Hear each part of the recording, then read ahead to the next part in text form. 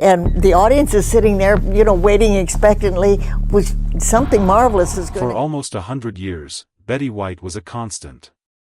She wasn't just a star, she was the grandmother the whole world felt they knew and loved. Her smile was a beacon of warmth, and her wit was as sharp as the California sun.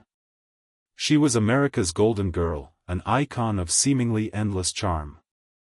We thought we knew her, that we understood the simple, joyful recipe for her remarkable life. But that wasn't the whole story. For years, a quiet truth was held close by those who knew her best, a philosophy that only came into full focus after she was gone.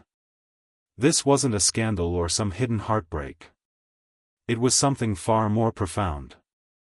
It was a belief about life's final, greatest mystery, a worldview so powerful it governed every choice she made, every risk she took, and every sacrifice she offered. This is the story of the Betty White the world never truly saw. A story of a belief, gifted to her by her mother, that redefined her relationship with fear, with love, and with death. For decades, the world knew Betty White for her radiant smile and quick wit. But after her passing, those closest to her reaffirmed a private truth she carried for 99 years. It was a secret about life and death, a philosophy taught by her own mother that shaped every major decision she ever made, from her trailblazing career to her choice to not have children. And it all started long before Hollywood knew her name, in a time of great uncertainty, with a lesson about life's one great certainty. To understand the woman who graced our screens for 80 years, you have to go back further than the bright lights of a TV studio. You have to go back to a quiet home in Oak Park, Illinois, in the winter of 1922. Born Betty Marion White, she was the only child of Horace and Tess White. Her dad was an electrical engineer, and her mom a homemaker. They built a home filled not with riches, but with laughter, a deep love for animals, and a strange, unshakable optimism. Even when the Great Depression hit and the family had to scramble to survive, her father started building and selling crystal radios to make ends meet, sometimes trading them for food and other essentials. It was a masterclass in resilience. But it was her mother, Tess, who gave Betty the most enduring gift of all, a piece of wisdom that would become the central pillar of her entire life. It was a whole new way of looking at death. In a world that teaches us to fear the end, to talk about it in hushed tones, Tess White taught her daughter something completely different. In interviews late in her life, Betty shared her mother's extraordinary perspective. "My mother had the most wonderful outlook on death," Betty would recall. Tess didn't believe death was a terrifying door slamming shut. Instead, she called it the secret. She'd tell a young Betty, "Nobody knows. People think they do, you can believe whatever you want to believe what happens at that last moment, but nobody ever knows until it happens." This wasn't some morbid, frightening idea in the White household. It was framed as a grand adventure, a final, exclusive piece of knowledge. Growing up, whenever the family lost a friend, a relative, or a beloved pet, Tess would comfort her daughter not with sadness, but with a sense of wonder. "Now, they know the secret," she would say. That simple phrase reframed everything. It took the curse off of mortality. It transformed death from an ending to be dreaded into a discovery to be made. This idea, planted in her as a child, grew into a powerful fearlessness within Betty. It was a deeply personal conviction she carried with her, a quiet confidence that the worst thing that could happen wasn't really so bad at all, it was just the beginning of knowing the secret. This wasn't just a comforting thought, it was an operating philosophy.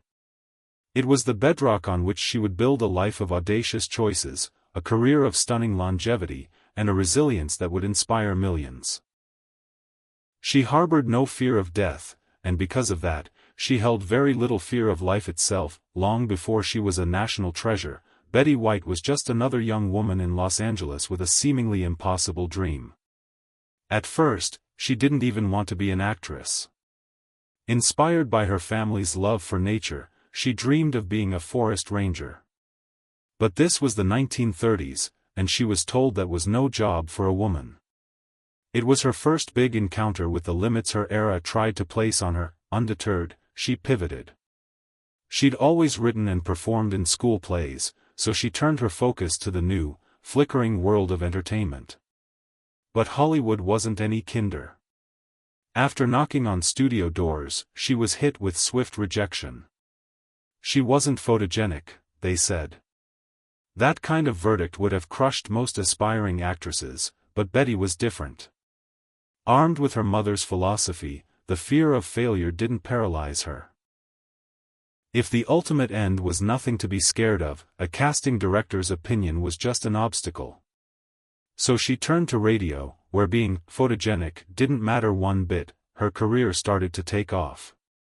It was during this time, amidst the chaos of World War II, that her personal life began to take shape. In 1945, she met and married Dick Barker, a handsome P-38 fighter pilot. She imagined a glamorous life with him in California, but the reality was a jarring shock. He was sent to run a chicken farm in rural Ohio. Suddenly, the ambitious girl from LA was living with her in-laws, expected to become a simple farm wife. The breaking point for the lifelong animal lover was being told to kill a chicken for dinner. I said, "No way," she recalled. This wasn't her life. The marriage lasted a mere 8 months. She packed her bags and went back to California, a young divorcee at a time when that carried a heavy stigma. But for Betty, it was her first real declaration of independence. She chose her calling over convention. A few years later, she married Lane Allen, a Hollywood talent agent. For a time, it seemed like a good match. But soon, the same conflict appeared, this time with an ultimatum. Allen wanted her to quit show business, stay home, and have children. For Betty, that wasn't a choice at all. She knew who she was and what she wanted. She chose her career. The marriage ended after just 2 years. Looking back, Betty called these marriages bad mistakes, but insisted she never regretted the choice to leave. When you have a calling, you have to follow it, she stated. So I made the choice, blew the marriage, and I've never regretted it. This was her mother's philosophy in action. It wasn't just about death, it was about living authentically, free from the fear of what others expected. Each divorce wasn't a failure, but a necessary step to stay true to her own path. With 2 divorces behind her by age 29, Betty White could have been a cautionary tale in the 1950s. Instead, she became a powerhouse. Freed from the domestic roles that ended her marriages, she poured all her energy into her work. In 1952, she co-founded her own production company and launched her sitcom, Life with Elizabeth, making her one of the very first women to produce a national TV show. At a time when men ran the industry, Betty was the boss. Soon after, she was given her own daily live talk show, The Betty White Show. It was there that her quiet principles were put to a very public test. One of the regular performers on her show was a gifted African-American tap dancer named Arthur Duncan. In the racially charged climate of 1954, his presence drew immediate and vicious backlash from TV stations in the South. The pressure from the network was immense. They threatened to boycott the show unless she fired him. Betty's response was swift and absolute. "I'm sorry," she told them. "Live with it." Not only did she refuse to fire him, she started featuring him even more. It was an act of profound courage, risking her entire career for what she knew was right. This was the direct result of a life lived without fear of the consequences. She wasn't afraid of losing her show or of the angry backlash. This conviction was woven from the same thread as her personal choices. The world saw a charming comedienne, but behind the smile was a producer, a businesswoman, and a quiet activist who was unafraid to lose everything for her values. The show was eventually cancelled, but the stand she took left a permanent mark. After 2 failed marriages and a decade of putting her career first, Betty was at peace with the idea that a great love might not be in the cards for her. And then, in 1961, she walked onto the set of the game show Password and met its host, Alan Ludden. There was an immediate spark. Alan was a widower with 3 children, and he fell for Betty hard and fast. He was captivated by her intelligence, her humor, and the very ambition that ended her previous marriages. He didn't want to change her, he celebrated her. He proposed almost immediately. Betty, scarred by her past, said no. For a full year, Alan kept asking. He even wore the engagement ring he'd bought her on a chain around his neck. Finally, for Easter, he sent her a stuffed bunny with diamond earrings clipped to its ears and a card that said, "Now will you marry me?" That finally broke through her defenses. She realized she was wasting precious time. "I spent a whole year, wasted a whole year that Alan and I could have had together," she later said, calling it her one great regret. They married in 1963, and Betty found the love of her life. She became a devoted stepmother to his 3 children, and it was within this happy, secure partnership that she made the most misunderstood decision of her life, the choice to not have biological children. This was often framed as a selfish career move, but Betty herself was always clear about her reasoning. "No, I've never regretted it," she stated firmly. "I'm so compulsive about stuff. I know if I had ever gotten pregnant, of course, that would have been my whole focus." She explained she simply didn't believe she could be a mother and a performer to the high standards she would demand of herself. It wasn't a rejection of motherhood, it was an honest acknowledgement of her own passionate nature. Her life was about fulfilling her own unique purpose, without fear of judgment. The 18 years Betty spent with Alan Ludden were the happiest of her life. He was her rock and her greatest joy. And then, in 1981, he was diagnosed with terminal stomach cancer. After a brave fight, Alan passed away.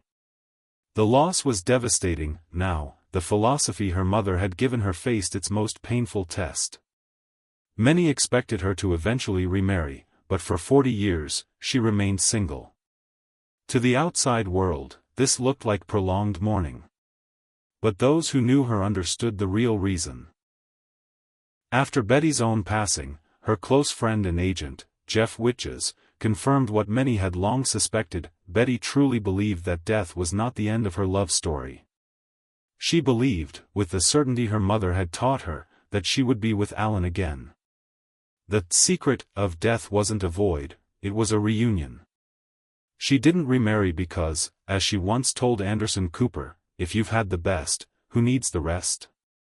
Her long widowhood wasn't an act of loneliness, it was an act of faithful patience. This belief gave her an almost supernatural strength, allowing her to live a life full of joy, not in spite of her loss, but because of her certainty that she would see Alan again. In an industry obsessed with youth, Betty White should have faded away in her 60s. Instead, she entered the most iconic phase of her career with the Golden Girls. Her career didn't just continue. It exploded into a renaissance that lasted the rest of her life, with a Super Bowl ad, hosting SNL at 88, and another hit sitcom with Hot in Cleveland. Everyone wanted to know her secret to longevity. She would cheekily reply that she avoided anything green and credited a diet of vodka and hot dogs. It was a perfect Betty White answer, but behind the joke was the real philosophy: life is about joy, not rules. Her humor was how she navigated the world. Her friend Jeff Witches said that even in her final years, her mind was as sharp as ever, soundly beating him at gin rummy. She lived a great life because she lived the life she chose, happy and comfortable in the home she had once shared with Alan. In the final days of 2021, just shy of her 100th birthday, the world mourned the loss of a television giant. Her official death certificate later confirmed she had suffered a stroke 6 days before she passed peacefully in her sleep. But the biggest truth reaffirmed by those closest to her wasn't about her health, it was the final, beautiful confirmation of the philosophy she had held dear for 99 years. The true secret of Betty White wasn't some hidden scandal.